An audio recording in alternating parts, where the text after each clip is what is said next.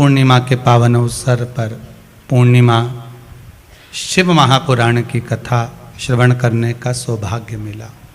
बाबा आपकी मनोकामना पूर्ण करे। जैसे पूर्णिमा का चंद्रमा बढ़ता है, पूर्णिमा का चंद्रमा जैसे पूर्ण होता है, ऐसी ही आपकी मनोकामना भी पूर्ण हो, पूर्णिमा के चंद्रमा की तरह प्रकाशित हो, आनंदित हो।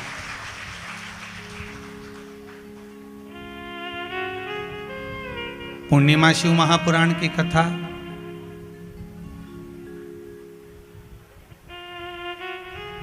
जो जीवन का एक सुख प्रदान करने वाली है, एक आनंद देने वाली है। कई लोगों के मन में एक प्रश्न जागृत हो जाता है कभी कभी कि गुरुदेव, भगवान तो हमको नजर नहीं आता, भगवान हमको दिखता ही नहीं है। एक बात आपको पहले भी कहा, आज फिर कहते हैं, परमात्मा भले नजर ना आए, पर उसकी परछाई आज भी नजर आती है।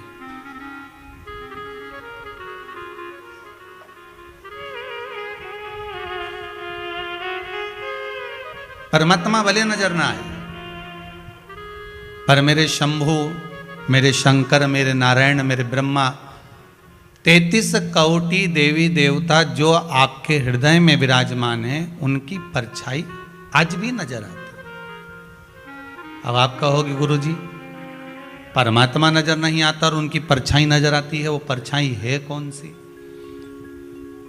तो चंद्रमा अर्थात शिव महापुराण की कथा, पूर्णिमा शिव पुराण कथा कहती है, ये मंदिर, ये आपके भीतर का विश्वास, आपका दान, पुण्य, सत्कर्म, भजन, कथा, सत्संग, संकीर्तन, ये मेरे भगवान की परछाई है जो आज भी नजर आती है। आपका किया गया भजन मेरे भगवान की परछाई है, आपका किया गया दान मेरे भगवान की परछाई है, आपका किया गया सत्कर्म मेरे भगवान की परछाई है।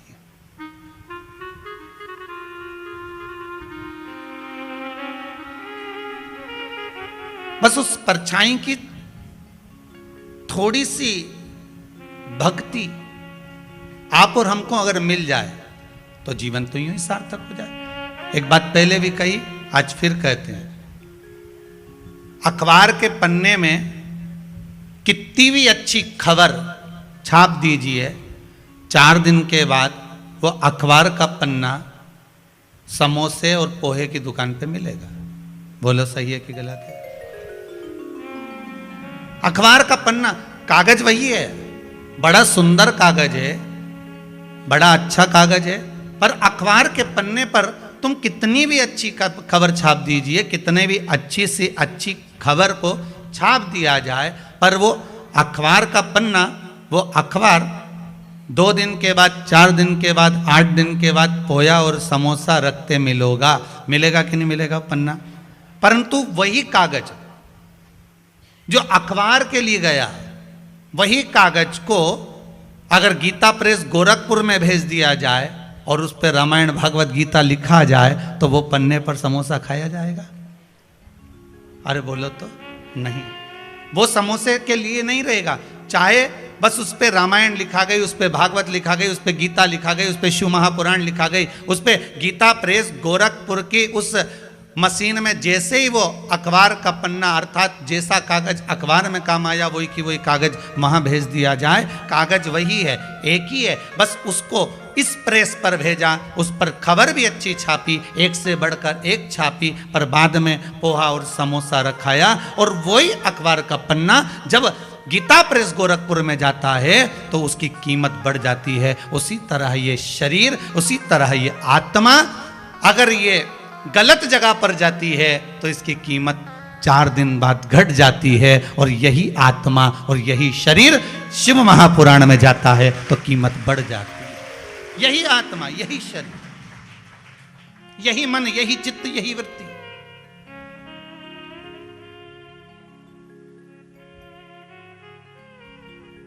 आप इस मन को आप इस चित्तवृत्ति को, आप इस भाव को भगवान में जितना जितना समर्पित करोगे,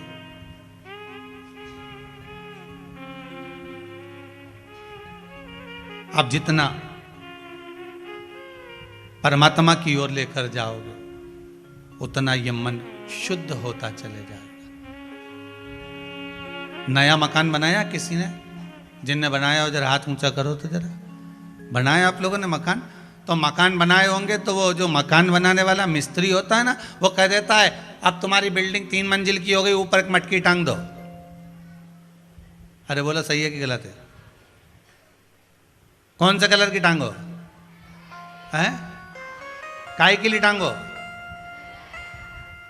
कि जो बिल्डिंग को देखेगा और बिल्डिंग देखने के बाद उसकी नजर उस मटकी पे चली गई, तो मटकी से जब उसकी नजर मिल गई तो जितनी नजर इसने बिल्डिंग में लगाई वो सारी नजर उसकी मटकी पे पड़ते ही उसी में वापस प्रवेश कर गई।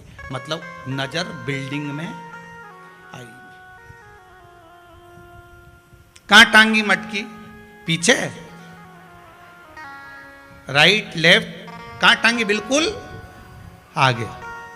कि जो बिल्डिंग को देखेगा, जो इस मकान को देखेगा, जो इस बिल्डिंग को देखेगा, जो नए मकान को देखेगा, और उसकी दृष्टि घूमते घूमते घूमते घूमते अगर मान लो वो घूमती हुई दृष्टि उस मटकी पर चली जाती है, तो हमारी बिल्डिंग पर नजर नहीं लगेगी। नहीं तो दुनिया की लोगों की नजर तो बड़ी विचित्र होती है।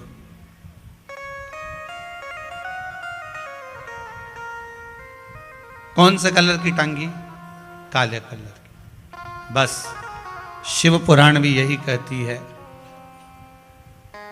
कि भगवान के मंदिर क्यों जाते हैं, किस लिए जाते हैं, और एक ही देवता है जिसके माथे पे मटकी बंधी रहती है। अरे बोलो तो जम के, कौन सा? देव अधिदेव महादेव, उसके माथे पे हमेशा कलश ही मिलता है। तो किसी ने पार्वती जी शिव जी से पूछी, क्यों भोलेनाथ जी ये बताओ जरा, ये जब गंगा तुम्हारे सिर पर है, भोलेनाथ जी जब गंगा तुम्हारे सिर पे है तो पानी तो यूं निकलना चाहिए, तो ये उल्टा पानी तुम्हारे ऊपर बूंद बूंद टपक रहा है, ये है क्या? शंकर भगवान बोले ये पानी का तो बहाना बना के रखा है, जो भगत मेरा दर्शन करने आता है उसकी नजर तो मेरी मटकी ही उतार देती है, उसकी नजर तो मेरी मटकी ही उतार देती है। जो शंकर के मंदिर में प्रवेश करता है और प्रवेश करते समय बस मेरे उस कलश का दर्शन करता है। कई लोग प्रश्न करते हैं, महाराज जी इस कलश का महत्व क्या है?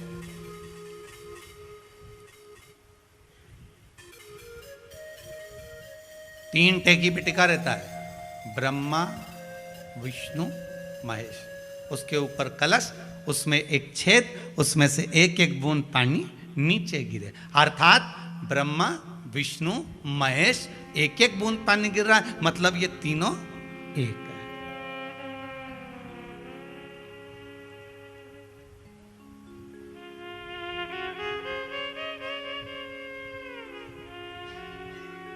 ब्रह्मा विष्णु सदा शिव जानत विवेका, भोले जानत अविवेका।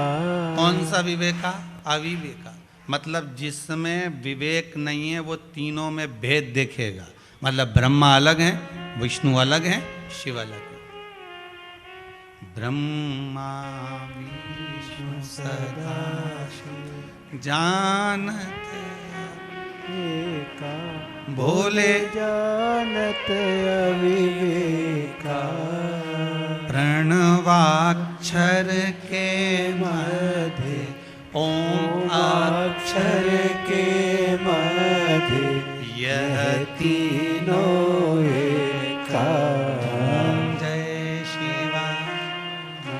अर्थात ब्रह्मा विष्णु महेश भगवान शिव, ये तीनों उस मटकी को जो झेले हुए हैं और उनका जो बूंद एक एक बूंद गिर रहा है, ये दर्शा रहे हैं कि हम तीन एक हैं। हम में भेद मत करना। पर दुनिया के लोगों ने भेद कर दिया, हम नारायण वाले, हम राम जी वाले, हम कृष्ण जी वाले, हम तुम्हारे मंदिर में नहीं जाएंगे, हम तुम्हारे मंदिर का प्रसाद नहीं लेंगे, हम शिव मंदिर में नहीं जाते, हम शंकर का अनुमोदन नहीं करते। कई लोग कहते हैं। एक बार पार्वती जी ने भी शिव जी से कह दिया था, प्रभु आपको कहीं घर नहीं मिला जो तुमने शमशान में बनाया? शंकर भगवान बोले अगर शमशान में घर नहीं बनाता और दूसरी जगह बनाता तो सबके घर में दिवाली पे मिलने जाना पड़ता। अब जब शमशान में घर बना लिया है ना तो अपने को कहीं नहीं जाना। प्रभु अपन किसी के नहीं जाएंगे, बिल्कुल मत जाओ। और वो अपने यहाँ नहीं आया तो भगवान बोले 1 दिन नहीं आएगा, 2 दिन नहीं आएगा, 50 साल नहीं आएगा, 60 साल नहीं आएगा, 70 नहीं आएगा, 80 नहीं आएगा, 100 में तो आएगा। 108 पे तो एम्बुलेंस आ जाती है, तो 100 तो भारी है। तू क्या चिंता करे, तो अलमस्त होके शमशान में भगवान का भजन कर। आकड़िया की रोटी बनाई, काकड़िया की साग, और परसे माता पार्वती जी पावे भोला ना। वो तो अलमस्त होकर पा, तू बिल्कुल चिंता मत कर। और प्रभु अगर कोई मिलने नहीं आया, मान लो उसका मन नहीं करा कि मैं तो आऊं नहीं यहाँ पर, भगवान बोले चिंता मत कर, बांध के लाएंगे। नहीं आएगा तो कोई ऐसे ही बांध के ले आएंगे। तू तो चिंता ही मत कर, तू तो बस भजन कर। और शिव केवल पार्वती से ये बात नहीं करे, शंकर भगवान हर मानव से, प्रत्येक जीव से एक ही बात कहते हैं कि तू मेरा चिंतन कर, तू मेरा भजन कर, तू मेरा स्मरण कर। संसार की कोई नजर तुझे नहीं लग सकती, तू मेरा भजन तो कर। जब मेरे मंदिर में तू आता रहेगा, मेरा दर्शन करता रहेगा, एक ना एक दिन तेरी दृष्टि उस कलश पर तो पड़ेगी, उस मटकी पर तो पड़ेगी। बस उसका स्पर्श, उसका मात्र स्पर्श। कई लोग पूछते हैं गुरुदेव, जो शिव जी के ऊपर मटकी बंधी रहती है, क्या उसमें पानी डालना जरूरी होता है? और अगर पानी भरा हुआ हो तो हमें क्या करना चाहिए? तो शिव महापुराण की कथा में वर्णन मिलता है, लिंग पुराण की कथा में वर्णन मिलता है, नर्मदा पुराण की कथा में वर्णन मिलता है, स्कंद पुराण की कथा में वर्णन मिलता है कि मात्र अगर ऊपर लगी जलाधारी भरी हुई है, उसमें पानी भरा हुआ है, या उस जलाधारी में नीचे बाबा का श्रृंगार हो चुका है और आपको जल चढ़ाने की मना कर दी गई है, तो आप मात्र उसका स्पर्श ही कर लोगे तो ही जीवन का सुख प्राप्त हो जाएगा। मात्र स्पर्श कर लेने, केवल स्पर्श।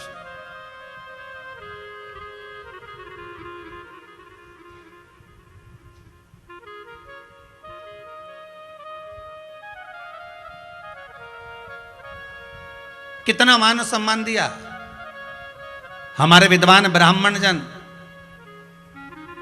कर्मकांडी। जब ब्राह्मण जन जब यज्ञ कराने बैठते हैं और जिस सुरवे से घृत की आहुतियां देते हैं, उस सुरवे पर भी मौली बांधकर, पान बांधकर, उसका पूजन कराकर, उस सुरवे को भी सम्मानजनक तरीके से पकड़कर फिर आहुति दिलाते कि ये देवताओं को भाग देने वाला है।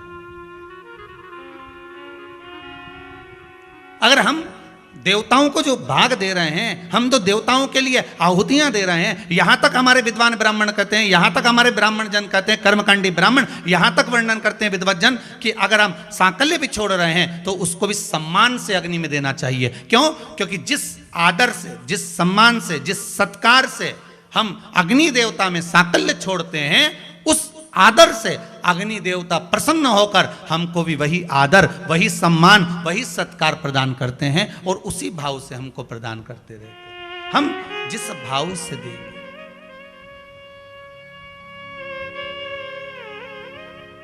उस भाव से मिलता रहेगा।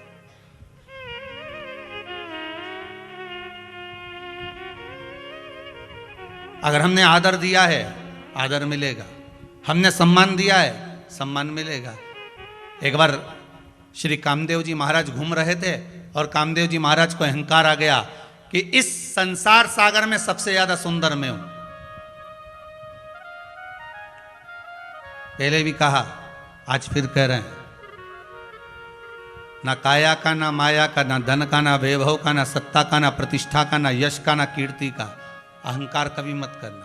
अगर अभिमान करना है तो मीराबाई से पूछ लेना उसने किस चीज का अभिमान करा था। मीराबाई कहते कि मुझे एक बड़ो रे अभिमान कि गुरु मेरो समर्थ है।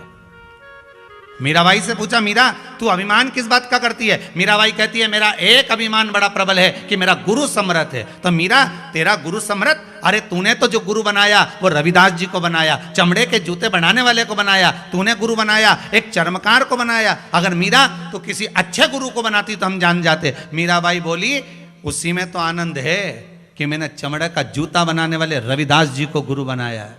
अरे मीरा, तू राणा के घर की बहू और तू गुरु भी बनाई तो किसको बनाई? मीराबाई कहती है, जात न पूछो साधु की, पूछ लीजिए मोल करो तलवार का, पड़ी रहन दो। तूने गुरु बनाया तो रविदास जी को बनाया। हाँ, क्यों बनाया? मीराबाई बोली, मेरी मर्जी।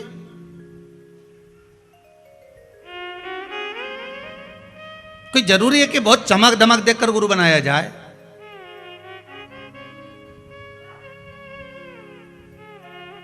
आपको पहले गुरु पूर्णिमा के समय पर गुरु श्री शिव महापुराण की कथा बाची थी। उसमें कहा था, पानी पियो छान, गुरु करो जान। 50 बार विचार करना तब जाकर कहीं गुरु मंत्र लेना, नहीं तो आज का जमाना बड़ा विचित्र है साहब, बहुत विचित्र।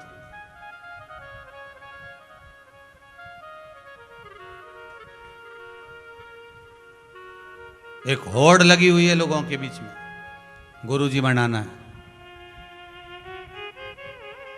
पूछा जाए क्यों बनाना है?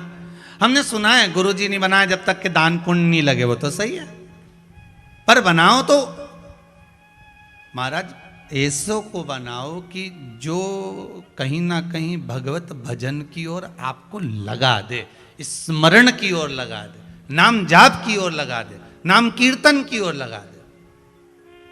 पहले कथा में कहा, दुनिया का सबसे बड़ा दान कौन सा है? अभी शायद इसी कथा में कहा होगा या इससे पीछे की कथा में कहा होगा। दुनिया का सबसे बड़ा दान कौन सा है? नाम दान। कौन सा दान है? नाम दान। इसलिए आपसे रोज सवेरे प्रतिदिन कथा में एक ही बात कहते हैं कि आप किसी से भी बात करो तो एक बार श्री शिवाय जम के बोलो जरा, श्री शिव। अब आधा तो हमने बोल दिया था और आधा आपने बोला, पूरा हुआ ही नहीं। फिर से बोलो, श्री। हे भगवान, पहले श्री तो बोलो साथ में, श्री शिवाय नमस्तुभ्यम। ये नामदान है, ये नामदान है। देते रहो दुनिया के लोगों को। आप भी गुरु से कम हो क्या? नामदान है। सुबह से उठो तो भी व्हाट्सएप खोलो तो पहला शब्द निकलना चाहिए, श्री शिवाय नमस्तुभ्यम। लिखा, सेंड कर दिया, जा। अब जो पढ़ेगा, एक बार भले कहीं का फोटो डालोगे तो नहीं खोलेगा, वीडियो डालोगे तो नहीं खोलेगा, पर वो तो लिखा हुआ इतना सा तो नहीं भी खोलेगा तो भी खोलेगा। बोलो सही है कि गलत है? तुम नहीं खोलो, परंतु वो खुला खुला है, मत खोलो तुम। अब वो जो तूने फोटो भेजा, पहले तो टिक मारना पड़ेगा की का फोटो है, बेरू सिंह है कि जगदम्बा है। उसको पहले खोल के देखो। अब यहाँ तो खोलने का ही काम नहीं, और वीडियो भेजी तो भी खोलने का काम, किसको खोल के देखें कि ये सही है, कौन है, क्या है। तो आप तुमने लिख के भेज दिया, श्री शिवाय नमस्तु। अच्छा, एक वो स्टेटस होता ना व्हाट्सएप का बाजू वाला, पड़ोसी, हम पड़ोसी कहेंगे ना, तो उस पर भी तुम फोटो डालो तो वो खोल के देखना पड़ेगा, खुला नहीं खुला। ऐसा घूमता रहता है कि पृथ्वी के चक्कर लगाओ। और तुमने कुछ लिखकर भेज दिया तो वो चक्कर लगाएगा, तुरंत एकदम सामने आ गया, पहचान में आ गया, ये उसी ने भेजा होगा, श्री शिवाय नमस्तु। जप लिया। सबसे बड़ा दान है नाम का। इसीलिए तुलसीदास जी लिख रहे हैं, कल युग केवल नाम आधारा, सुमर सुमर उतरहि पारा।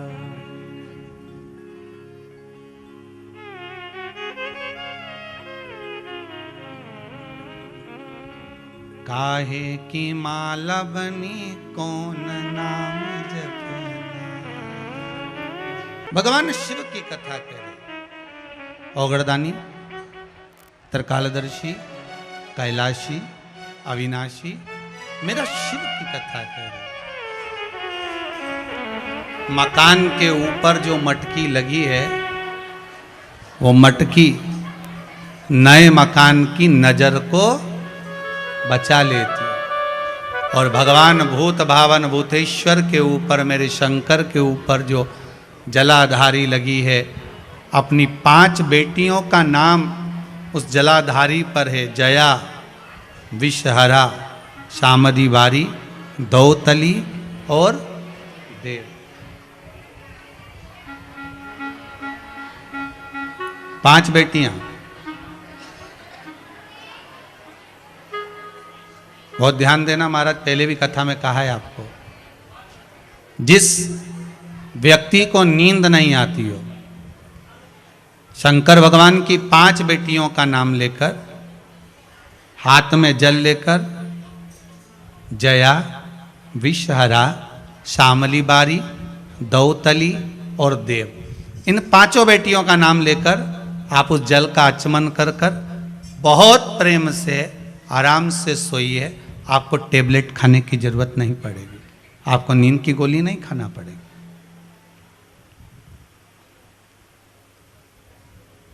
रोज 11-11, 12-12 बजे तक नींद नहीं आएगी, पर जिस दिन कथा,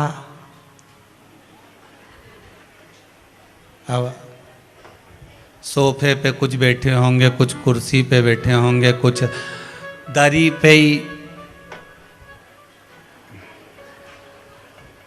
अच्छा, आज यहाँ की भी बड़ी आनंद थे, बच्चे लोग बता रहे थे, पंडित लोग, हाँ, तो ब्राह्मण बोल रहे थे, ललित जी भी बोले, प्रशांत जी भी बोले, कहे गुरुदेव आज तो हॉल में लोग गद्दा बिछाए क्या चक गुर्राटा भरने सोए। हमने पूछा क्यों रे, सही में क्या? हाँ गुरुदेव, ये दिन में कोटा पूरा कर रहे रात का।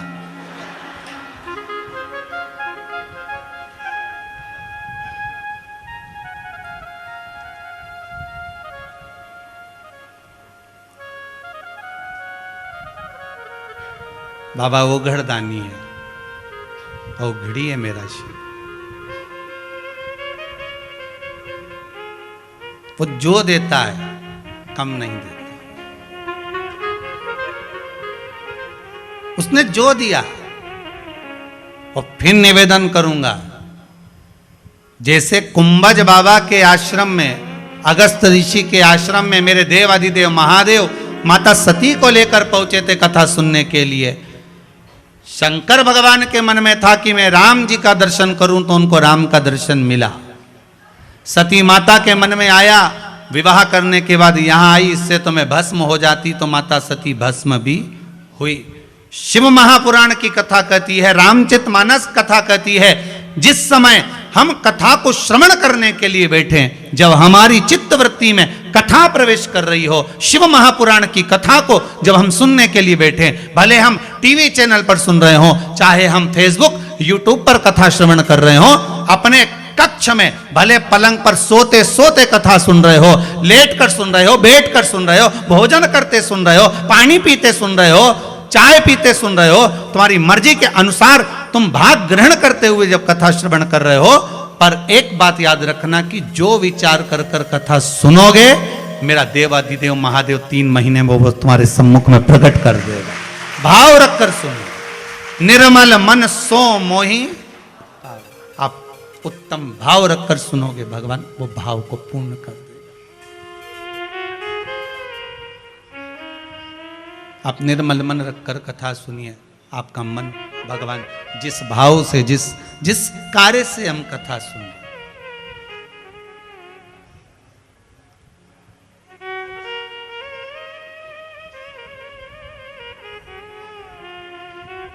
एक हमारे शायद 3-4 कथा के पहले के जजमान जलगांव से आए होंगे, कहाँ बैठे हैं महाराष्ट्र वाले, वो खड़े उधर, हाथ हिलाओ जरा, जरा कैमरे वाले भैया दिखाना जरा, ये केवल सूचना देने आए, और किस बात की सूचना देने आए कि कथा करवाने के बाद जब मैं वापस यहाँ से गया तो भोलेनाथ जी ने ऐसी कृपा कर दी, ऐसी कृपा कर दी, जो काम बरसों से अटका था, जिसकी उम्मीद ही नहीं थी सालों से, वो काम यहाँ से जाते ही बाबा ने कृपा कर दी। वो खड़े हैं पीछे, हाथ हिला दो जरा एक बार। यही बाबा की कृपा, करुणा भगवान की हो, कृपा हो भगवान। अब ये छत्तीसगढ़ वालों की तो कथा चल रही है, दीक्षित परिवार की कथा चल रही है, और मालूम पड़े वो छत्तीसगढ़ वाले के यहाँ से फिर सूचना आ गई कि तारीख अगली की भी तैयारी करो साहब।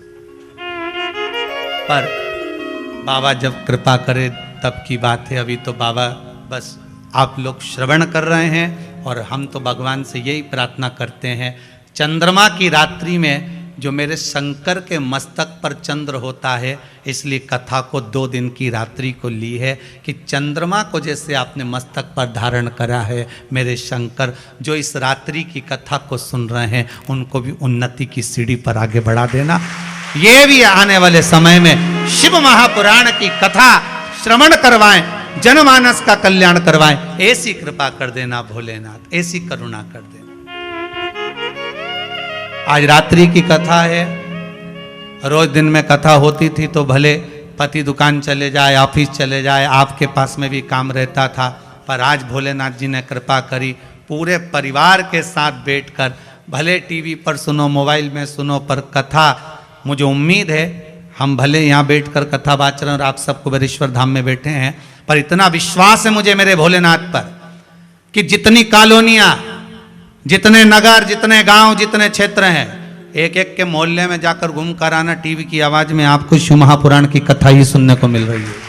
इतना विश्वास मुझे मेरे भोलेनाथ पर, और जितना विश्वास मुझे भोलेनाथ जी पर है, उतना ही विश्वास जितने आस्था चैनल पर कथा सुन रहे हो, मोबाइल पर सुन रहे हो, भले फेसबुक यूट्यूब पर श्रवण कर रहे हो, उतना विश्वास आपका भी आपके देवाधिदेव महादेव पर है कि मेरा शंभु सुनेगा, जरूर देगा। जब वो चोर को कुबेर बना सकता है तो मुझे क्यों ना देगा, क्यों ना देगा। करुणा सागर शिव। एक मटकी बिल्डिंग की नजर को बचा लेती है। शिव जी के मस्तक पर, शिवलिंग के ऊपर लगी हुई वो मटकी, लगा हुआ वो जलपात्र, जलाधारी भगवान की, वो हमारे को कई दोषों से, कई रोगों से मुक्त करा देती, कई दोषों से।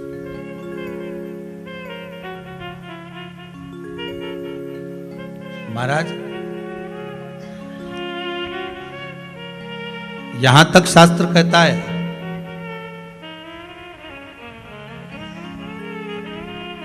वाणी से विहीन व्यक्ति, दृष्टि से विहीन व्यक्ति, श्रवण शक्ति से विहीन व्यक्ति,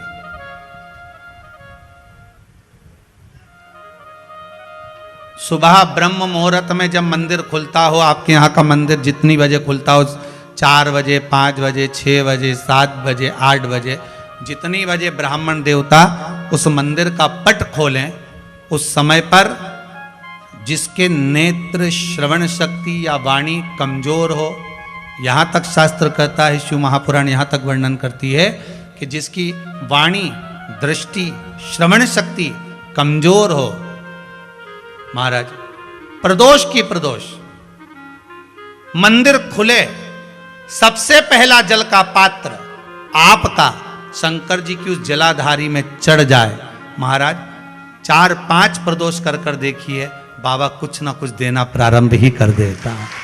4-5 प्रदोष करना, विश्वास रखकर करना।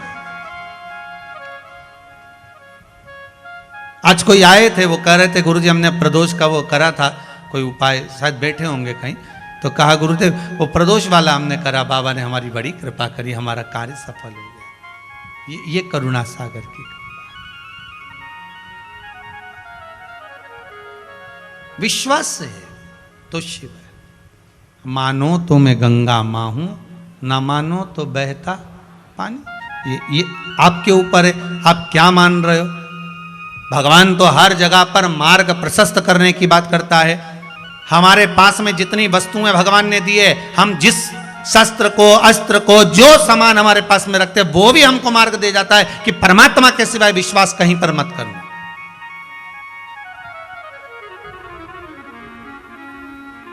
बैंक में जाते हो, दरवाजे पर द्वारपाल मिलता है, उसके कंधे पर बंदूक टंगी रहती है। बोलो तो जम के जरा, सही है गलत है। उसकी नाल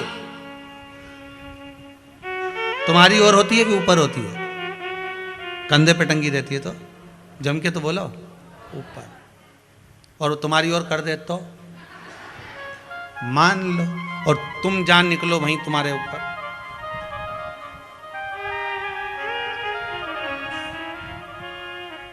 कंधे पर टंगी है, वो बाजार में भी घूम रहा है तो उसकी नली ऊपर। और अगर वो ऐसी कर दे तो, या इधर कर दे तो लोग कहेंगे दादा ये काम तमाम कर दे, तुरंत पुलिस के फोन करा, इसके लेके जाओ, ये पीछे पड़ा हुआ है। जरा सा तुम्हारी ओर करी और काम बिगड़ गया। अब ऊपर करके रखी है तो काम बिगड़ रहा है इसका? नहीं बिगड़ रहा है ना। मतलब वो बंदूक भी हमको सीख दे रही है कि उसके भरोसे पे रहना। किसके? मैं यूं हूं, बंदूक कहती है मैं जरा सी डाउन होती हूं तो लोग चिल्लाने लगते हैं। राइट में मुड़ी तो खतरा, लेफ्ट में मुड़ी तो खतरा, सामने मुड़ी तो खतरा, पीछे मुड़ी तो खतरा। खतरा मुझे बस एक जगह से नहीं है कि मैं ऊपर रहूं तो खतरा नहीं रहे। भगवान भी कहते संसार में हर जगह खतरा है, पर परमात्मा के चरण में कभी खतरा नहीं है, कभी खतरा नहीं हो सकता।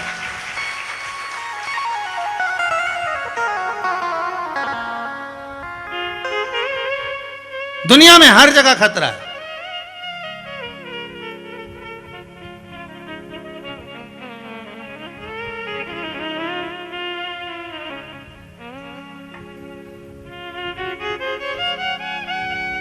अब बंदूक भी कह रही है कि उसके भरोसे पर जीना प्रारंभ कर लो। अभी कोरोना महामारी में ना तो कोई दुकान थी, ना कोई व्यापार था, ना कोई व्यवसाय था। कई लोगों की सर्विस, नौकरी सब छूट गई, कई लोगों। और अभी भी कई घर ऐसे हैं जहां पर नौकरी नहीं, सर्विस नहीं, उसके बाद भी तुमको 2 रोटी वो दे रहा है। बोलो दे रहा है कि नहीं दे रहा है? कोई व्यापार नहीं तो भी वो दे रहा है। विश्वास रखना, उसका भरोसा अगर दृढ़ है। और हम तो कहेंगे जिनकी नौकरी नहीं, सर्विस नहीं, व्यापार नहीं, बाबा से प्रार्थना जरूर, भले टीवी के सामने बैठकर करना, चाहे मोबाइल पर करना, पर करना जरूर कि कुबेरेश्वर महादेव, हे भंडारी, सुना है मैंने, मेरे महाकाल राजा, मेरे विश्वनाथ, मैंने सुना है कि आपके दरबार से कोई खाली नहीं गया। बहुत आस है, विश्वास है। एक जयपुर से माता जी आई हैं, वो कह रही थी गुरुदेव आपकी कोई कथा नहीं छोड़ती मैं। कहाँ बैठी हैं वो? जरा हाथ हिलाएंगे, कहाँ है? मेरे को नजर नहीं आई वो भी। तो गुरुदेव एक कथा नहीं छोड़ते, हम कथा निरंतर श्रवण करते रहते हैं। विश्वास लेकर आए, भरोसा, विश्वास रखकर भगवान से प्रार्थना करना। भगवान नौकरी छूट गई, सर्विस चली गई या व्यापार चले गया, पर आप पर विश्वास है मुझे, मैं कर्म करूंगा। और उस कर्म में अगर हारता भी हूं तो मुझे बल देने वाले भी आप हैं। कृपा कर। कामदेव के मन में अहंकार जागृत हो गया था कि सबसे सुंदर मैं हूं, मैं काम, सब कुछ मैं कर सकता हूं। ये अभिमान, ये अहंकार प्रकट हो गया। हो जाता है, ऐसा नहीं कि नहीं होता, कई लोगों को हो जाता है। कई घर की माताएं गुस्से में आकर के देती अहंकार में, वो तो मैं जिंदा हूं जब तक घर चल रहा है, जिस दिन मैं मर गई आटे दाल का भाव मालूम पड़ जाएगा। तो तो डोकरी से कह तो ना आधा घंटा नहीं पीट जा। जिंदा हो और तुम कर रहे हो तो ये मत कहना कि तुम कर रहे हो। ना तो दुकान तुम चला रहे हो, ना व्यापार तुम कर रहे हो। दुकान चलाने वाला भी भोलेनाथ, ग्राहक बनकर आया भी भोलेनाथ, घर में रोटी भी बना रहा है तो भोलेनाथ। ये भोलेनाथ ही तो है जो श्वास चल रही है। शिव श्वास है, श्वास निकल गई तो शव है। तो रोटी कौन बना रहा है? भोलेनाथ। खा कौन रहा है? अरे बोलते तो जाओ, भोलेनाथ। अब घर में लड़ाई हो तो कौन झगड़े? भोलेनाथ।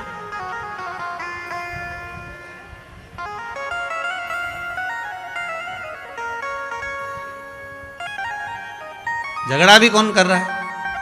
हर जम के तो बोलो भोलेनाथ। किस लिए झगड़ता है? घर में झगड़ा होता क्यों है?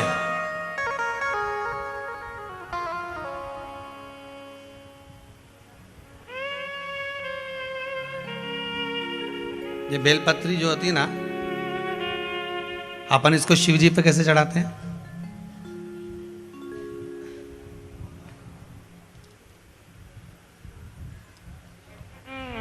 जैसे ये शिवलिंग है, ठीक है, और ये बेलपत्री को अपन ने शंकर जी पे चढ़ाया। इसी तरह चढ़ाते हो ना आप लोग, शिव जी पे चढ़ाया। पहले इससे प्रथम वाली कथा में कहा था, जब विशेष कोई कार्य होता है तो बीच वाली बेलपत्र पर शहद लगाकर बाबा पर उसको लगाकर जाया जाता है। अब जिसके घर में क्लेश ज्यादा होता हो, महाराज बहुत क्लेश, मतलब कुछ ना कुछ बात पर झगड़ा चल ही रहा हो, क्लेश हो ही रहा हो, बहुत तकलीफ चल रही, कभी बहू रूठे, कभी सास रूठे, कभी पति रूठे, कभी पत्नी रूठे, जरा जरा सी बात में एक पानी गिर गया उस पर विवाद, बच्चों को कुछ कह दिया उस पर विवाद। तो ये जो बेलपत्री की ये जो भाग होता है, इस बेलपत्री का जो डंडी का जो भाग होता है, इस भाग को, बेलपत्री के इस भाग को महाराज ऐसी कैसी बेलपत्र, बस ये भाग को बेलपत्री के वृक्ष के नीचे शहद लगाकर इस पत्ती पर ऐसे ही बेलपत्री की जड़ में उस भाग को लगाकर या रख के आ जाइए। केवल एक ही बार करना, किसी भी प्रदोष पर कर लेना महाराज। फिर एक प्रदोष से दूसरी प्रदोष तक तुम्हारे घर में कभी क्लेश नहीं हो सकता, ये पक्का है, झगड़ा होगा ही नहीं। हाँ, वो जानबूझ के झगड़ लो तो बात दूसरी है। किसी और वाला महाराज की बात झूठी करना है तो अपन तो झगड़ो, चाहे कुछ भी हो जाए। अब भाई कई लोग तो होते हैं विरोध में खड़े होने वाले, तो उनका मन, इनने किया अपन को नहीं करना, जा अपन को नहीं करना। तो अब कहीं का कह दे कि भाई अपन को तो अब घर में झगड़ा ही नहीं हो रहा, तो वो झगड़ा कराने के लिए मन में सोचे कि नहीं अपन तो झगड़ेंगे चाहे कुछ भी हो जाए। होता है कई बार ऐसा मन में भाव जागृत हो जाता है कि भाई देखना पड़ेगा अपन को, प्रैक्टिकल तो करो। पर हम भी कहते हैं प्रैक्टिकल करो और जरूर करो। एक महाराज जी प्रवचन दे रहे थे, प्रवचन में कह रहे थे शराब नहीं पीना चाहिए, मदिरा नहीं पीना चाहिए, ये गंदा नाली का पानी है, क्यों पीते हो, गटर में पड़े मिलोगे, बर्बाद हो जाओगे। वहीं महाराज का पहचान वाला बैठा था, उठकर खड़ा हो गया, ओ महाराज तुम इतनी बड़ी बड़ी बात कह रहे हो, तुम्हारा सग्गा भाई पी के गटर में पड़ा है, पहले उसको तो ज्ञान दे लो फिर हमको देने ला। महाराज जी चुप रहे, कुछ नहीं बोले। थोड़ी देर बाद बोले, भैया देखो मैं भी प्रवचन कर रहा हूँ, मेरा भाई भी प्रवचन कर रहा है, बस अंतर इतना है मैं मुंह से समझा रहा हूँ, मेरा भाई प्रैक्टिकल करके दिखा रहा है। तुम जैसे समझना चाहो समझ जाइए, समझना आपको है, आप कैसे समझोगे ये आपके ऊपर है।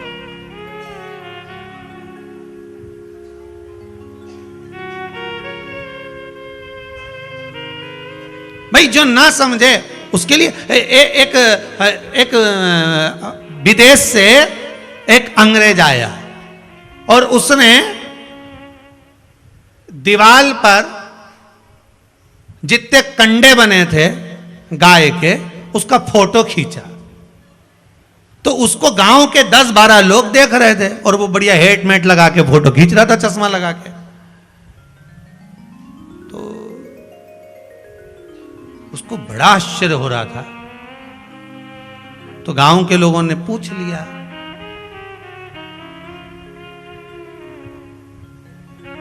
तो वो हेट उतार के खुजा के बोला कि ये गाय दीवार पे चढ़ी कैसे हो। उसके अब जो समझ गया तो समझ गया, ना समझे तो ना समझे।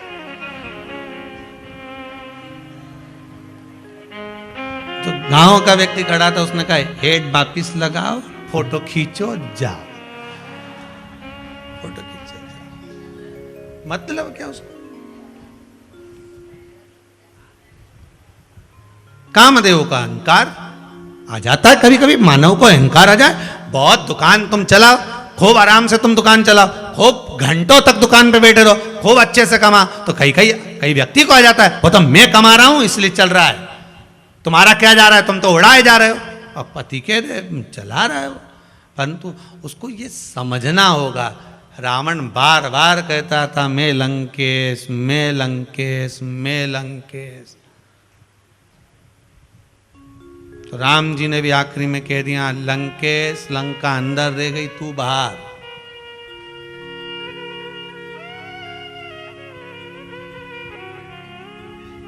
और अंतिम समय में कुछ नहीं बचा, कुछ भी नहीं, सब समाप्त। कामदेव का अहंकार। कामदेव ने कह दिया। देवऋषि नारद निकल कर जा रहे थे, नारद जी ने पूछ लिया कामदेव से, वाह स्वाब। कामदेव जी को देखकर नारद जी करे बड़े सुंदर लग रहे हो आप, बड़े सुंदर।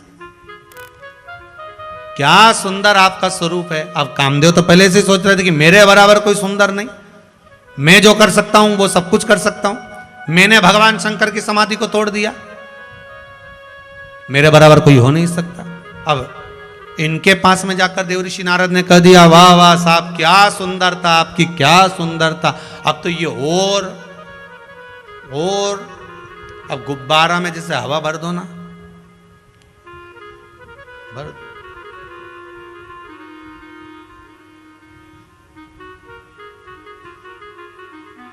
और ज्यादा जब हवा भरा जाए तो उठ जाए। बस कामदेव के भी खूब हवा भर दी। और ऐसे केवल नारद जी जैसे एक नहीं है, नारद जी अकेले, ऐसे तुम्हारे को भी घना मिलेगा। अभी रविवार के दिन भी ढेर मिलेगा। रविवार को ही है ना? अरे समझ गए क्या? गजब। घर जाके नजर उतरवा लेना एक बार, तुम्हारी याददाश्त तो बड़ी पक्की है, ये बात तो पक्की है। रविवार को ये ना चलनी में मुंडा देखोगे,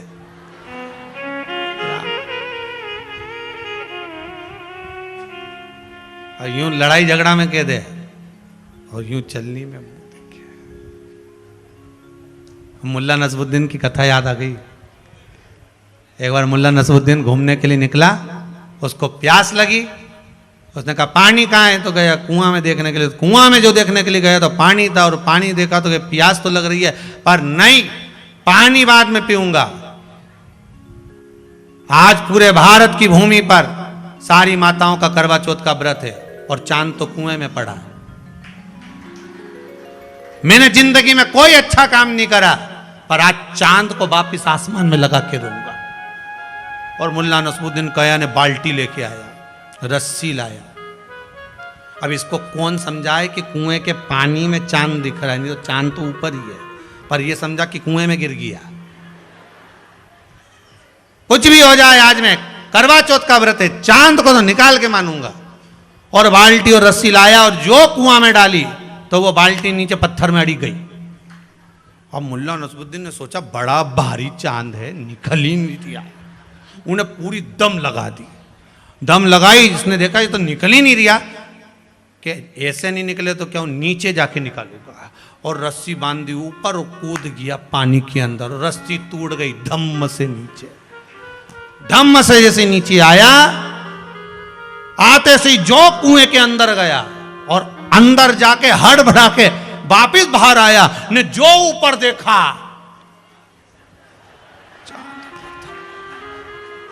मुल्ला नसरुद्दीन चिल्ला के बोला, भले कुछ भी हुआ अपन कुएं में गिर गए पर चांद तो ऊपर लगा के ही दिया। अब बस अब ऐसे तो तुम भी अब एक दिन चलनी में मुंडा देख लो और कितना प्रेम से ने सिर पे पल्लू मल्लू लेने ऐसे प्रेम से दो भला करे कितने, और वो भी मुस्कुराए और तेरी 2500 की साड़ी देख के जले जले जाए कि जब तक नहीं दिलाई ने प्राण खा गई मारी। अब भगवान तुम चलनी में मुंह देखो, वो तुम्हारे गले का मंगलसूत्र देख के 50,000 का नाश बना दे। तुम चलनी में मुंह देखो,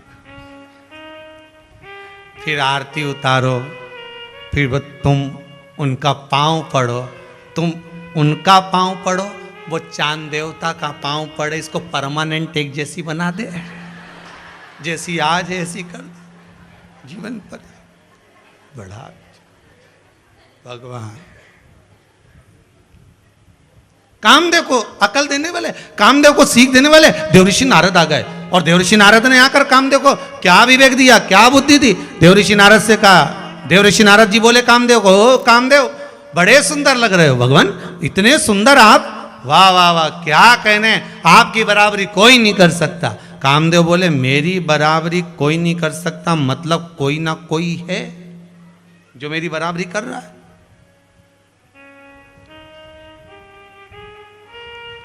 देवऋषि नारद को तो कहना था,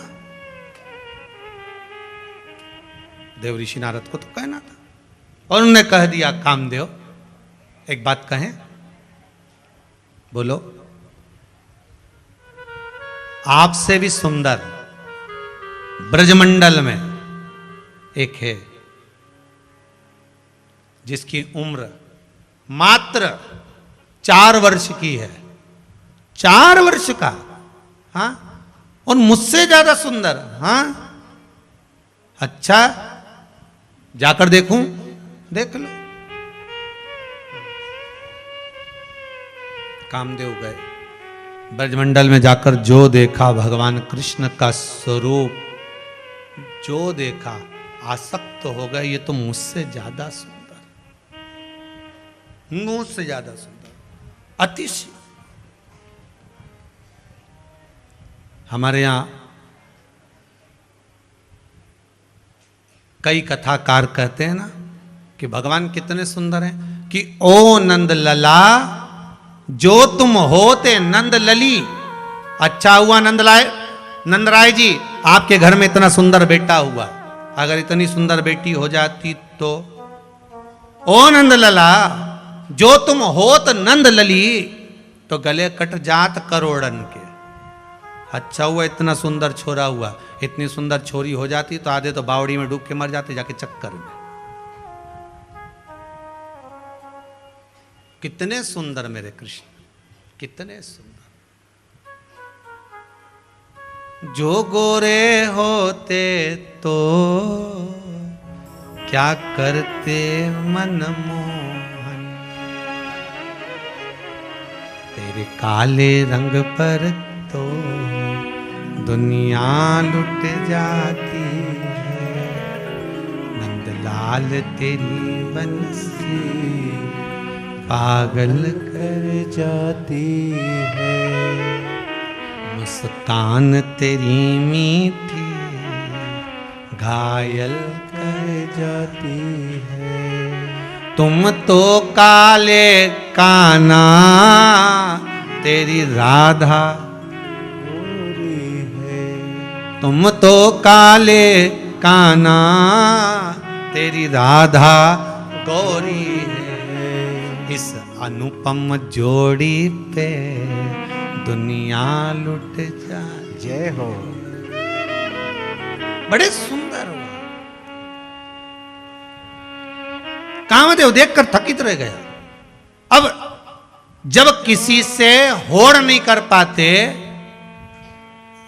जब कोई व्यक्ति किसी की होड़ नहीं कर पाता, उससे आगे नहीं निकल पाता, तो क्या करता है फिर वो?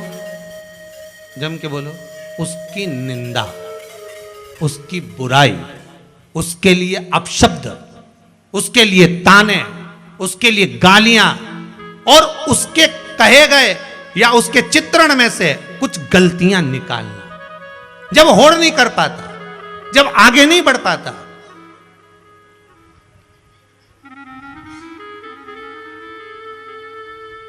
जब उसको लग गया कि मैं इससे आगे नहीं बढ़ पा रहा हूं, अब ये आगे निकल चुका है, कामदेव को लग गया कि भगवान कृष्ण के आगे में नहीं निकल सकता, वो बड़े सुंदर हैं, तो कामदेव ने क्या करा, पूरे ब्रजमंडल में घूम रहे हैं और कन्हैया के लिए अपशब्द कह रहे हैं। अरे नंद बाबा का छोरा, वो ग्वाला, वो कृष्ण मेरी बराबरी करेगा? 33 कोटि देवताओं में जाकर कामदेव वर्णन कर रहे हैं।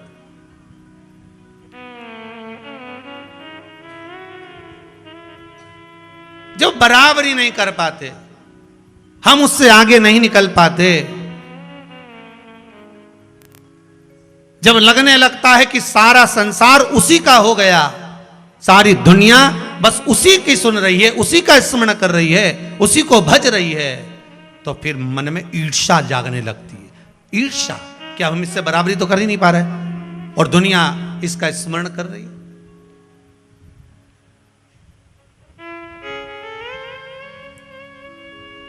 परम पूज्य गोलोकवासी श्री राजेश्वरानंद जी महाराज की एक बात बड़ी सुंदर है। गांव में जब हाथी आता है, आप लोगों ने भी सुना होगा, उसको डला होगा व्हाट्सएप वगैरह पे, गांव में हाथी आता है तो सारे गांव के जितने कुत्ते हैं वो उस हाथी पर भौंकते हैं। तो हाथी पर क्यों भौंकते? इनकी हाथी और कुत्ता की क्या लड़ाई थी कि पुरानी दुश्मनी है? नहीं, कुत्तों को दिक्कत इतनी सी थी कि पूरे गांव के लोग हाथी के हाथ जोड़ रहे थे, तो कुत्तों को यह बुरा लग रहा था कि ये इसके ही क्यों हाथ जोड़ रहा है, आज तक हमारा तो कोई ने नहीं जोड़ा, हम भी तो इन्हीं के मोहल्ले में रहते हैं, हम भी तो इनका गांव का कुत्ता है, नहीं हमके तो नहीं जोड़ा, पर इसके क्यों जोड़ रहे हैं? कुत्ता उनके टेंशन पड़ गई।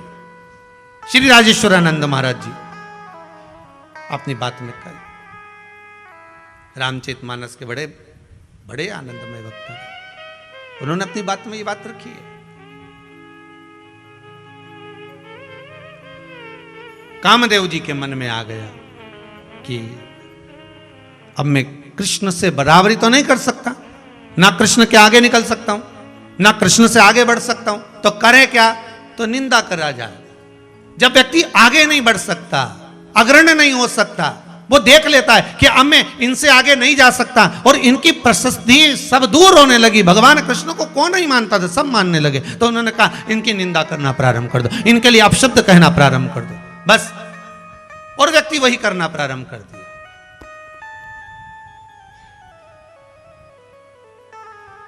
आपकी भी अगर कोई निंदा कर रहा हो, आपके लिए भी अगर कोई अपशब्द कह रहा हो, तो बड़े खुश हो जाना, दिवाली पे उसको साड़ी दिलाना। अगर आपकी कोई निंदा करे तो आप उसको दीपावली पे ले जाओ, ने कपड़ा की दुकान पे ले जाके ना बढ़िया प्रेम से साड़ी वाड़ी दिला, उससे पूछो, तो वो पूछे आज मेरे को किस भाव से साड़ी दिला रही? कहीं नहीं, तूने पूरे मोहल्ला में हमारी खूब निंदा करी रही, तेरे बराबर मेरा कोई हितैषी नहीं हो सकता। कितना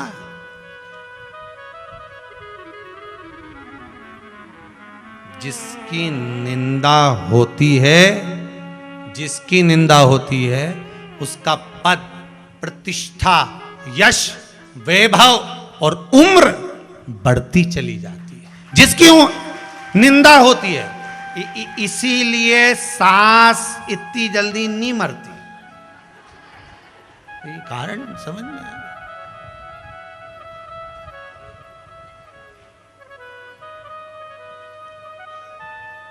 80 साल की भी हो जाएंगी ना सास, तो भी चौका में 25 आदमी का खाना अकेले बना ले, भले बहू मायके चली जाए। बोलो सही है कि गलत है? एक मुंह से आवाज नहीं आएगी। 25 जो मेहमान आया, 10, 15, 20 श्राद्ध पक्ष में जो आया, सब बैठो साहब, खीर तैयार, पूड़ी तैयार, भजिया तैयार, और कुछ खत्म भी हो जाए तो मालूम नहीं पड़े। और अगर बहू खाना बनाए तो कुछ खत्म हो जाए तो के बता रहे भजिया ही नहीं है, तो सास के बेसन का और घोल ले, 1 घंटा में मिर्ची कौन काटेगा और गिलकी कौन काटे ना आलू कौन काटे। तो सास तुरंत आए, तू हट बेटा मैं बनाऊं और बना। तो 25 जनी का भोजन एक 75 साल की बूढ़ी अम्मा तुरंत बना के तैयार कर दे और जिमा दे, और घर की बहुएं ये डोकरी के देख देख के सूखी जा रही है। कारण क्या है? क्या कारण? बहू सास की इतनी निंदा करे, यहां नहीं करे तो मायके में करे, मायके में नहीं करे तो किसी दूसरे से करे। ये जितनी जितनी निंदा करे डोकरी उतनी खजूर वाली चोटी बनाए ले, और उतनी और तन्नाट होती चली जा। मेरा निवेदन है बहुओं से कि सास को जल्दी निपटाना है तो तुम निंदा करना बंद करो, निपट जाए। तुम जितनी निंदा करोगे ना उतनी।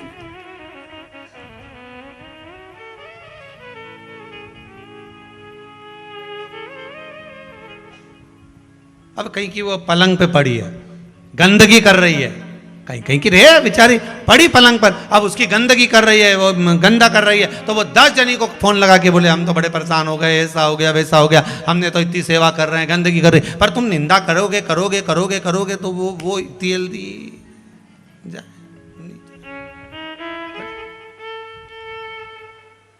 कामदेव ने निंदा करी, बहुत कहा और शब्दों पर शब्द बाण चलाना चालू करे कामदेव ने। जब नहीं रहा तब कामदेव सामने आकर खड़ा हो गया भगवान कृष्ण के।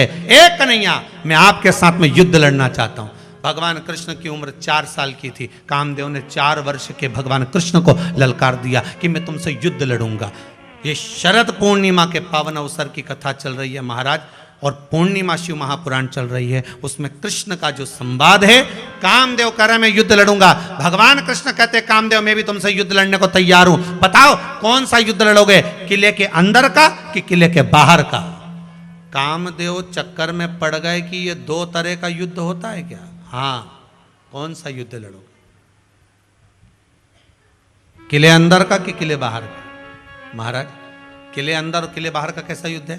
भगवान कृष्ण कहने लगे किले अंदर का युद्ध ये युद्ध है कि मैं गोपियों के साथ में रास करूंगा, पर गोपियों का एक वस्त्र अंग मेरे शरीर से नहीं छू सकता। और किले बाहर का युद्ध वो है धनुष और बाण लेकर अपन दोनों युद्ध करेंगे, कौन जीतता है देख लेंगे।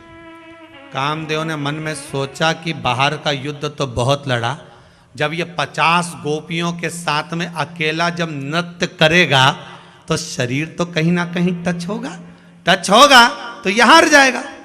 कामदेव कहने लगे हम किले अंदर का युद्ध लड़ेंगे। ठीक है, भगवान ने कहा जाना शरद पूर्णिमा पे। कामदेव ने कहा शरद पूर्णिमा पर, हाँ एक ही दिन है बड़ा भारी, शरद पूर्णिमा का दिन, जब मैं बंसी का नाद करूंगा गोपियां सुध भूल कर आएंगी, तब तुम भी आ जाओ। कामदेव आ गए सज धज के। भगवान कृष्ण ने जो बंसी बजाई गोपियों का ढेर लग गया, अंबारियां, युवान क्या युवती क्या बूढ़ी क्या बुजुर्ग क्या सब आ गई, सब।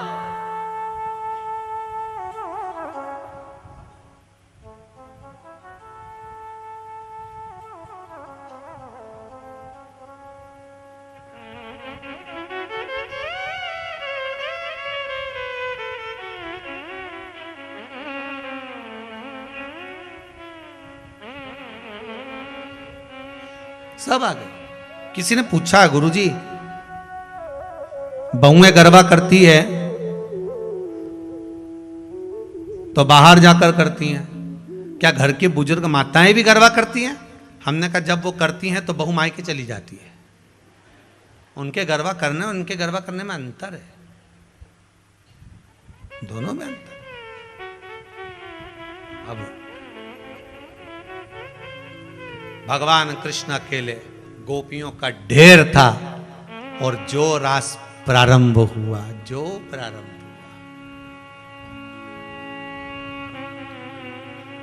और ध्यान दीजिएगा महाराज, ब्रह्मपुरी में ब्रह्मा नाचे, शिव नाचे कैलाश पर, आज तो कन्हैया नाचे राधा जी के साथ। भगवान शंकर ने देख लिया कि आज मेरा साड़ू भाई गया है नीचे, कामदेव, तो भगवान शंकर को बड़ी प्रसन्नता हो रही है। क्यों? क्योंकि कामदेव ने मेरी समाधि को तोड़ा था, उस दिन से अहंकार आ गया था।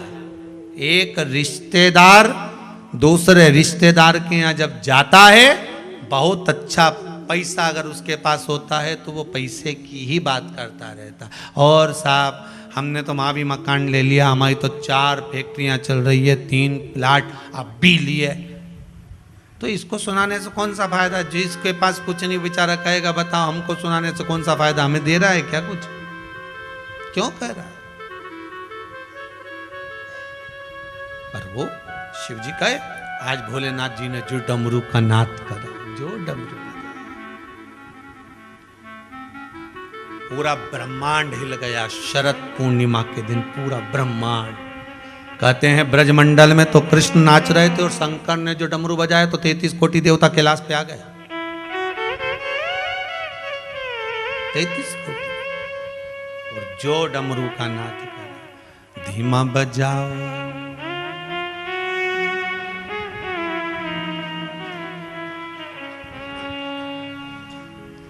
जितने टीवी पर कथा सुन रहे हो, आपके भी नृत्य का फोटो, बड़े भाव का फोटो आप व्हाट्सएप पर भेज देना, कल की कथा में सबके दिखाएंगे। धीमा बजाओ भोलानाथ। अच्छा अभी चालू है क्या? आस्था चैनल वाले बोल रहे हैं कि आपके फोटो जो आप भेजते जा रहे हैं वो फोटो लगातार दिखाए जा रहे हैं, तो आपके नृत्य के फोटो भी आप भेजते रहिए। और यहाँ आपके फोटो कथा टीवी चैनल के माध्यम से चल रहे हैं।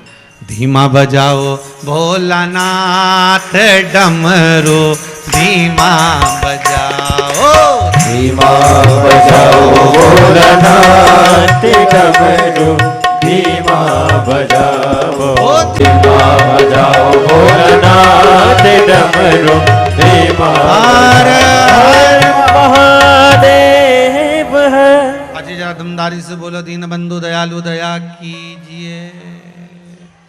दमदारी से बोला हर हर। क्या देव है? तो फिर जम के तो बोलो, देव बोलो ना तो थोड़ा लंबा बोलो, देव। भगवान भी सोचेंगे कुछ मांग रही ले। हर हर महा भगवान ओ गणदानी त्रिकालदर्शी कैलाशी ने जो डमरू का नाद करे, ऐसा डमरू मेरे शिव जी ने बजाया। 33 कोटि देवता सब आनंद के साथ कैलाश पर आकर विराजमान हो गए महाराज, सब कैलाश। हर हर महादेव, सारे कैलाश पर आकर विराजमान हो गए। इधर कामदेव क्या देख रहा है कि भगवान कृष्ण अकेले नाच रहे हैं, नृत्य कर रहे हैं और आसपास सारी गोपियां, सारी गोपियां आसपास। अब क्या देखा उन्होंने कि गोपियां सब आसपास में, अब कन्हैया अकेले, इतनी सारी गोपियां। तो भगवान को लगा, कामदेव ने सोचा कि कैसे बचोगे कृष्ण। अब भगवान ने क्या करा, रास करते करते करते करते भगवान 2-2 गोपी के बीच में एक एक कृष्ण प्रकट हो गए। कितने कृष्ण हैं? हर गोपी के 2 गोपी के बीच में एक कृष्ण। जब और घूमना चालू करा, और घूमे, तो एक गोपी के साथ एक कृष्ण हो गए। जब और घूमे तो गोपियां तो नजर ही नहीं आई, सब दूर कृष्ण ही कृष्ण हो गए। शंकर भगवान ने जो डमरू बजाया तो गोपियां तो सब सूद भूली चली गई और केवल कृष्ण ही कृष्ण रह गए अकेले। कामदेव चक्कर में पड़ गया कि गोपी गई कहां, गई कहां। कामदेव ने साष्टांग दंडवत करा, आप जीत गए, मैं हार गया। अहंकार हारा है, अभिमान हारा है।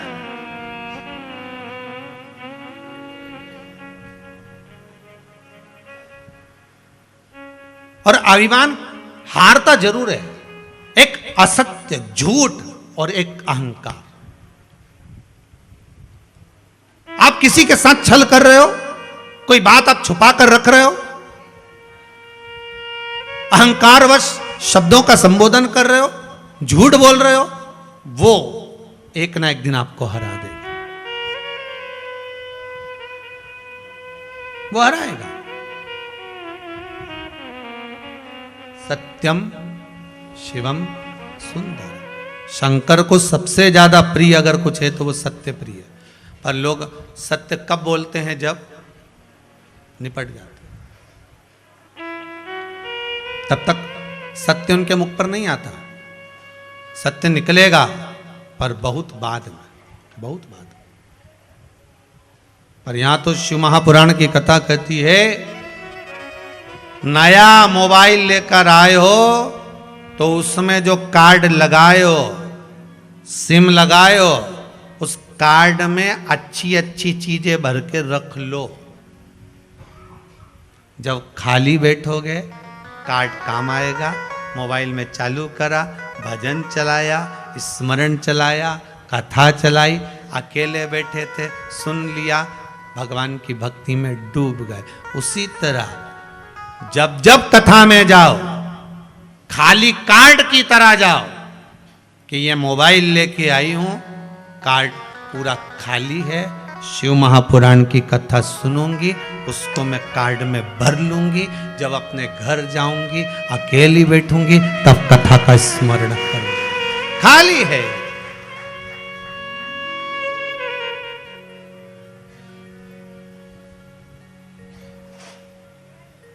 चित्तवृत्ति में वो रह जाए।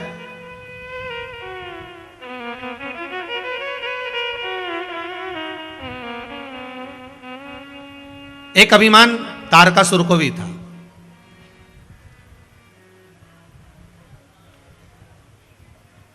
और तारकासुर को जो अभिमान था, वो इस बात का अभिमान था कि मैं शिव का उपासक हूं, शंकर का उपासक हूं, और मैंने जो वर मांगा है वो भगवान शंकर के पुत्र द्वारा मरने का मांगा। अभी कथा के शुरू में कहा था, एक अहंकार माता, एक अहंकार मीरा को भी था, वो गुरु का अहंकार। आप करो, भगवान का अहंकार करना है तो खूब करो। मैं शंकर का भगत हूं, मैं शिव का स्मरण करता हूं, मैं शंकर का अनुमोदन करता हूं।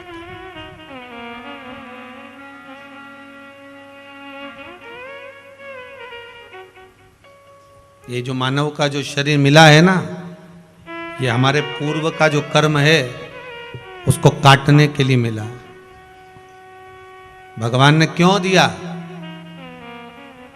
मत बुरे कर्म कर बंदे, वरना पछताए।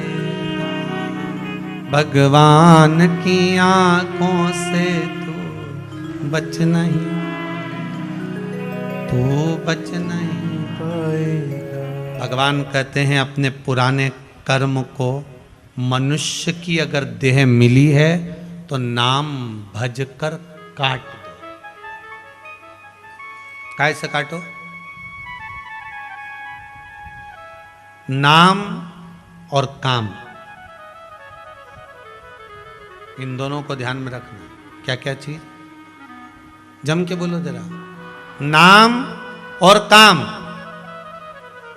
मनुष्य देह में भगवान का नाम लेकर, कथा सत्संग सुनकर अपने पुराने कर्मों को, दुखों को या तो काट लो, और अगर मनुष्य की देह में भी ये कर्म नहीं कटे तो फिर अगला जो जन्म होगा वो मनुष्य का नहीं होगा, दूसरा जन्म होगा।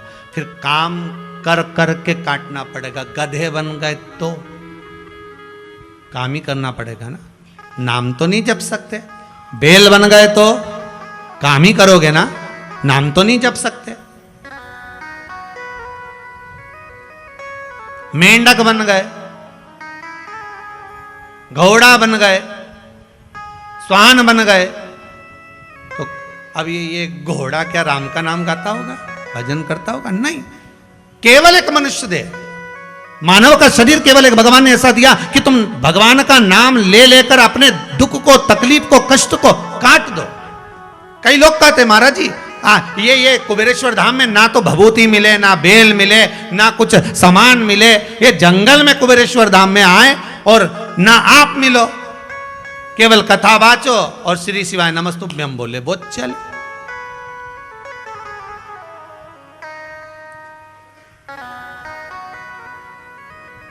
फिर सारी दुनिया के लोगों का काम कुबेरेश्वर धाम में क्यों हो रहा है? कारण क्या है? उसका एक कारण है, केवल एक कारण, कि यहां जब आप आते हो, विश्वास लेकर आते हो और भगवान का श्री शिवाय नमस्तुभ्यम नाम गाते हो। मनुष्य देह मिली है, नाम से दुख को काटो। बस तुम यहां आकर जब भगवान का नाम लेना चालू करते हो, कथा सुनना चालू करते हो, तो वो नाम तुम्हारे भीतर पहुंचता है। बार बार उच्चारण भगवान के नाम का होता है। इसलिए भगवान भी यहां से जाते समय कह देता है, जा 3 महीने के अंदर तेरा काम हो जाएगा, तेरा दुख कट गया, जा जिस लिए आया है तेरा कर्म वो कट गया। जो दुख था, तकलीफ थी, कष्ट था, मैंने काट दिया, तू जा भगवान के भजन कर।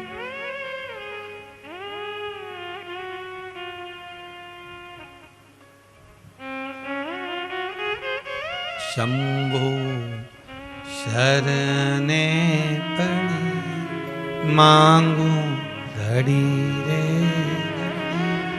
दुख काटो, दया करी न दर्शन।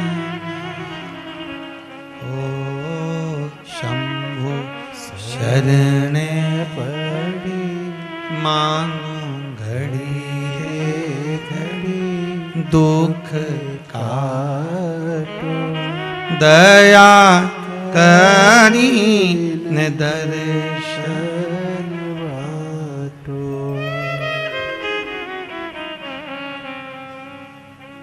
तेरे दर पे मैं कब से खड़ी, तेरे दर पे ही आके पड़ी हूँ। बाबा संकट भारी त्रिपुरारी, हे शंभु मेरे दुख, मेरे कष्ट, मेरे रोग, मेरी बीमारी, यही तो संकट है, काट दीजिए। काय से कटे? मनुष्य देह मिली है तो नाम से काट दो, और अगर मानव की देह त्याग दी उसके बाद जो योनि मिलेगी तो काम से काटना ही पड़ेगा। तो काय से काटना चाहोगे? तुम्हारी मर्जी बता। देखो एक व्यक्ति वो होता है, डॉक्टर साहब के वहां गया, दिखाया, डॉक्टर साहब ने कहा साहब देखो तुम्हारे शरीर में बहुत बड़ी तकलीफ है, हाँ एक काम करते हैं, अगर ये गोली तुमको दे रहे हैं सुबह दोपहर शाम 3 टाइम अगर तुम खाते रहोगे तो ऑपरेशन की जरूरत नहीं पड़ेगी। गोली अगर नहीं खाई तो फिर ऑपरेशन तो करना पड़ेगा, ऑपरेशन तो बहुत जरूरी है, नहीं कराओगे तो मर जाओगे, तो ऑपरेशन करना पड़ेगा। तो अब तुम क्या करोगे? ऑपरेशन कराओगे कि गोली खाओगे? नहीं नहीं अच्छे जम के बोलो जरा। तो गोली खाओगे कि नहीं साहब हम तो 3 टाइम गोली खा लेंगे और बिल्कुल नियम से इन्हें रोटी खाई, इन्हें गोली का डिब्बा उठाई, इन्हें फिर खाई, और दोपहर में सोती सोती भी सपने में भी गोली दिख गई, उठ के बैठ गई, खाई। रात के जैसे ही रोटी खाई ने गोली खाई, फिर ऑपरेशन की जरूरत पड़ी नहीं। उसी तरह भगवान ने भी कह दिया मनुष्य का शरीर दिया है, या तो ये टेबलेट खा खा के नाम ले ले के दुख को काट ले, नहीं तो ऑपरेशन तो है ही सब, बाद में गधा घोड़ा तो बनना ही सही है, बाद में बनना ही, फिर काम कर करके काटना। अब तुम्हारी जैसी मर्जी रहे, जितना लोग आस्था पे सुन रहा हो, मोबाइल पे सुन रहे हो, तुम्हारी जैसी मर्जी हो, जितना कुबेरेश्वर धाम में सुन रहे हो, सब अच्छे से सुन ले, सुदर्शन चक्रधारी हो, सब अच्छे से सुन, सब ध्यान से सुन लो। या तो टेबलेट खा लो, ऑपरेशन की जरूरत ना पड़े, राम नाम, कृष्ण नाम, शिव नाम गा लो, तो अगले जन्म की जरूरत ही ना पड़े। भगवान से कहना ये जन्म के बाद फिर मेरा कोई जन्म ना हो, तो भगवान कहेगा बिल्कुल नहीं होगा, पर दवाई खाना पड़ेगी। मतलब भगवान का नाम लेना पड़ेगा। लेता रहेगा, सवेरे दोपहर शाम 3 टाइम लेते रहे। सवेरे उठते से बोल दे श्री शिवाय नमस्तोभ्यम, श्री शिवाय। दोपहर में फिर बोल दे श्री शिवाय नमस्ते, श्री शिवाय। रात्रि के सोए तो फिर बोल दे श्री शिवाय नमस्ते, श्री शिवाय।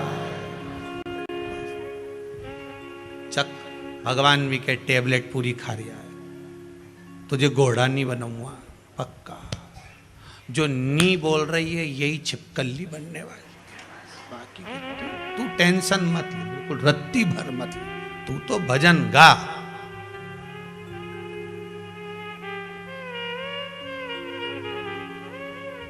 मस नाम से काट दो या फिर कर्म से काट दो। तारकासुर को अहंकार था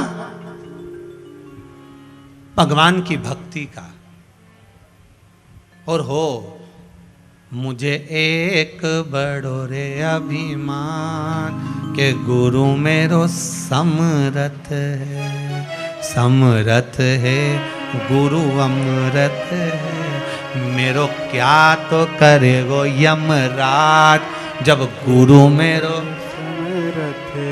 फिर यहां पर अड़ जाना। मैंने शिव महापुराण की कथा सुनी है, मैंने भगवान का भजन करा है, नाम लिया है 3 बार सुबह दोपहर शाम। मेरो क्या तो करेगो यमराज जब गुरु मेरो अब आ जाए यमराज भला। फिर वही वाली बात आ गई, कर लेंगे 2 बात हम उस काल के आगे, और काल क्या करेगा महाकाल के आगे। अब आ जा सामने। कहा मेरे भोले तेरा सहारा है, मेरे भोले तेरा सहारा है, मेरी नैया का तू। बस अब तू आ जा, अब कोई दिक्कत नहीं आए। तारकासुर के प्राण हरने के लिए भगवान शंकर के पुत्र श्री कार्तिकेय, षडानंद कार्तिकेय का प्राकट्य गंगा के जल से। अब विचार करिए, पार्वती मैया भगवान शंकर की अर्धांगिनी, और बेटा कहां से हो रहा है? गंगा के जल से। क्यों? कारण एक ही था।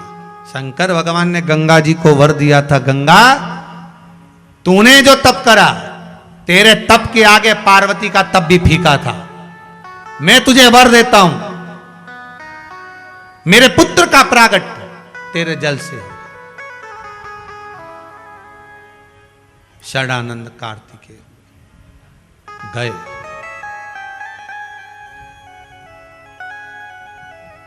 मां ने कह दिया तारकासुर का संहार करना। जी मां, पर मां ने एक शब्द और कह दिया, इसके हृदय में शिव बसा है, इसके हृदय में शिव बसा है। राम जी ने, मेरे राघव जी ने रावण के पूरे शरीर पर बाण छोड़े, शीश भी काटे, भुजा भी काटी, हाथ भी काटे, नाभि पर भी छोड़े, पर हृदय पर नहीं छोड़े। तो सीधा सीधा लक्ष्मण जी ने पूछ लिया, भैया बात क्या है? आप इस रावण की छाती पे बाण क्यों नहीं मारते? राम जी कहते हैं, इसके हृदय में सीता बैठी है, इसके हृदय में सीता बैठी। कैसे मार? अब जरा विचार करिएगा, रावण जैसे राक्षस के हृदय में सीता थी तो राम जी ने बाण नहीं मारा। तारकासुर के हृदय में शिव थे तो शरीर में सब दूर बाण मारे, परंतु हृदय में नहीं मारा। अगर आपके हृदय में शंकर होगा तो तो किसकी सामर्थ्यता है कि कोई आपको मार देगा? किसकी सामर्थ्यता? अकाल मृत्यु वो मरे जो काम करे चंडाल का, काल उसका क्या बिगाड़े जो भक्त हो महा काल का। तो क्यों डरना? किस लिए डर? तुम तो सीधा सीधा बोला ना कि भाई भोलेनाथ जी मुझे ना तो पूजन आती है, ना मुझे अर्चना आती है, ना मैं पाठ जानती हूँ, ना मैं मंत्र जानती हूँ, ना मैं साधना जानती हूँ, ना मैं तप करना जानती, ना मैं योग, ना मैं कुछ जानती। मैं तो केवल एक ही चीज जानूं, एक लोटा पानी भुनसारे से भर लूं, सुबह से उठते से ही नहाई धोई ने पानी भरा और बाजू में जो शंकर जी का मंदिर उमें चढ़ा किया, और इतने प्रेम से चढ़ाई सिर पे पल्लू मल्लू लेके, और बढ़िया शिव जी के। आज एक पत्र आया, इसमें लिखा है, बड़ा सुंदर बात हो।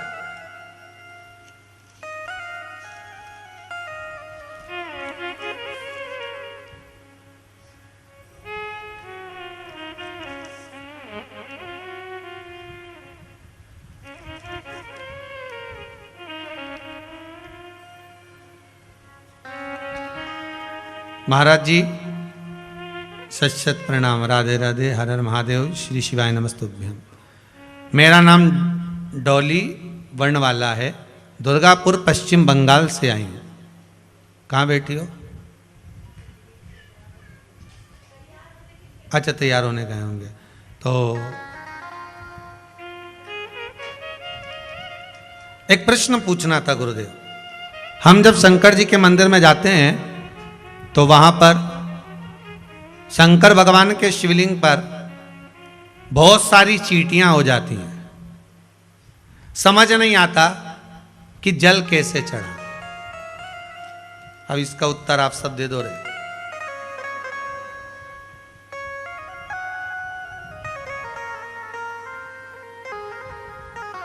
उसमें लिखा है, हम मंदिर के पंडित जी से भी पूछे तो वो कह देते हैं कि चढ़ा दो तुम तो।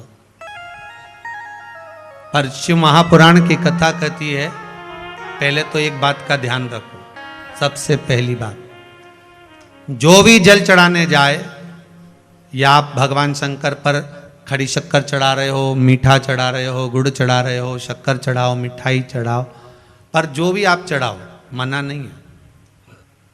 भगवान को जब भी भोग लगाया जाता है तो शिवलिंग से थोड़ा दूर रखा जाता है। ऐसा नहीं है कि तुमने पेड़ा तोड़ के शंकर जी का शिवलिंग पे लगा दिया है। बहुत ध्यान देना महाराज, बहुत ध्यान दीजिएगा। जो भी भोग लगाओ आप थोड़ा दूर रखिए, पहला। दूसरा, जब शिव जी का पूरा श्रृंगार कर लिया, पूजन कर ली, आराधना कर ली, अर्चना कर ली, और आपने अगर शक्कर चढ़ाई है तो भगवान शंकर का एक बार पुनः स्नान करा दीजिए। क्यों? क्योंकि जैसे आप अपने बच्चे को दूध पिलाने के बाद, कुछ खिलाने के बाद दवाई भी पिलाते हो तो उसके बाद उसके मुंडा पे गीला हाथ फेर देते हो। बोलो, फेरते हो कि नहीं फेरते? क्यों फेरते हो?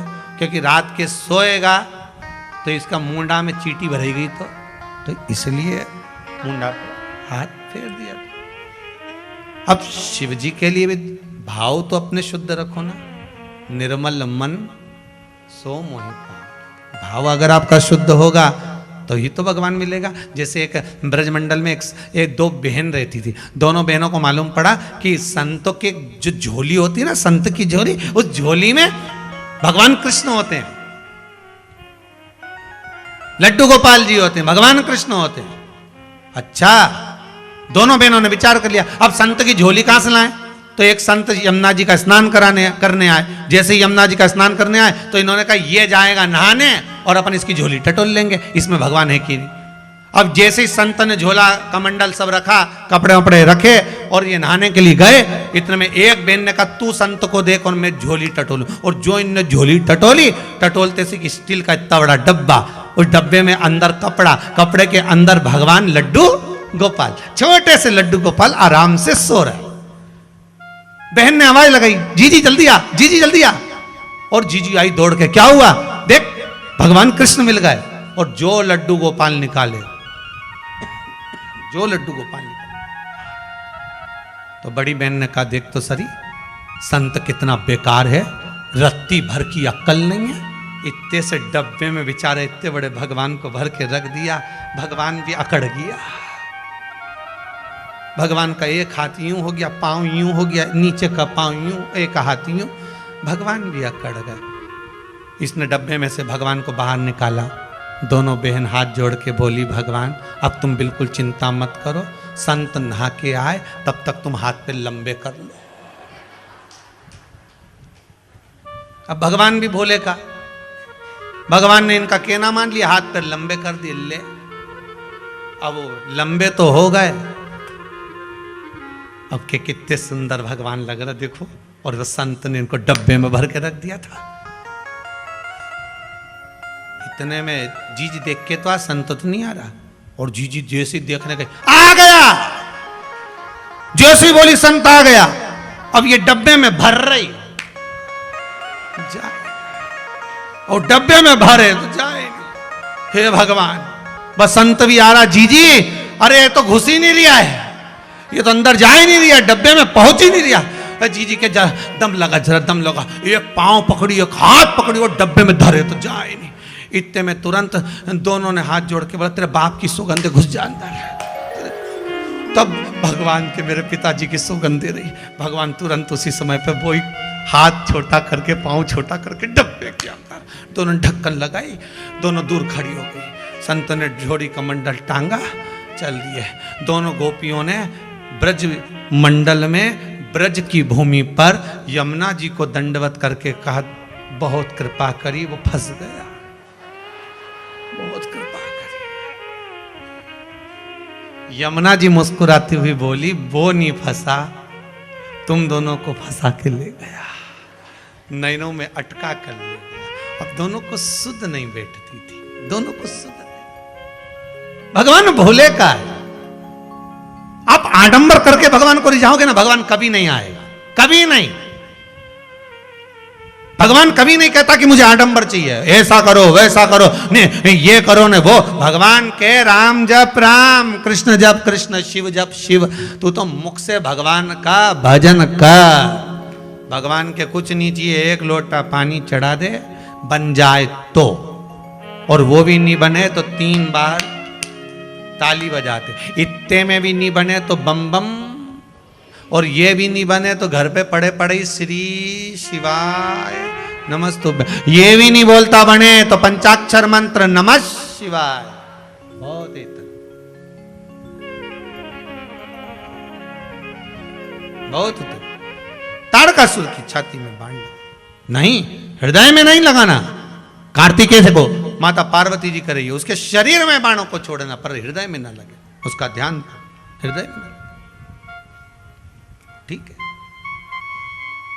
अब षडानंद कार्तिकेय जी ने तारकासुर का संहार कर दिया।